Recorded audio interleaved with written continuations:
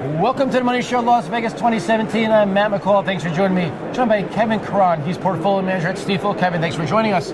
Here. So let's talk, we talked big picture. Let's talk a little bit more and drill this down. And what would you be telling the average retail investor out there right now? Because you're expecting, let's call them muted returns, not as much as we've had the last couple of years, which makes sense. What would you be changing in the portfolio looking ahead to that? The macro picture, the big picture has to be, it's boring, I know, but you have to think about your asset allocation. You've had such a big rise in equities over the last few years that it's important for investors who have seen some drift in their portfolio to maybe go and look at rebalancing that portfolio lest they expose themselves to risks they don't want to be part of. There have been some very successful companies in the last several years that may have grown disproportionately in the portfolio. So that kind of housekeeping, I think, is in order.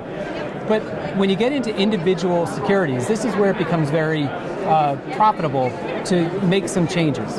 If you own companies in the portfolio that either have a lot of leverage on their balance sheet, have assets that are maybe not as productive as you thought they were, maybe they're not as profitable, and if they trade at prices that don't make sense, obviously you need to make some changes there. But we found also looking at companies that consistently increase their dividend is a very good way to tamp down the risk in the portfolio. So if you do those two things, look at asset allocation in the portfolio and look at the quality of the companies you own, I think you're going to get through whatever next goes bump in the night just fine and generate some profits along the way. Any concern that if interest rates do continue to go up, the 10-year obviously hasn't moved much recently, still about 2.4, that if it does break out, that those dividend plays would get hurt? Well, if you think about what drives value in a company, it's not always the dividend. In fact, the dividend strategies that I'm talking about is not about a yield at all.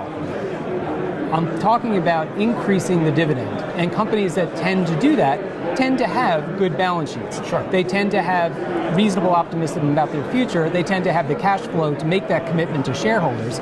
So that's why we put the emphasis at Washington Crossing on the change in the dividend and the dividend track record as one thing that we look at for selecting a company for a portfolio, but the yield is not what it's all about. You have to have something other than the yield in the environment you're describing to hang your hat on, especially as interest rates move higher. So basically showing the quality of the company, being able to do that, consistently raising the dividend.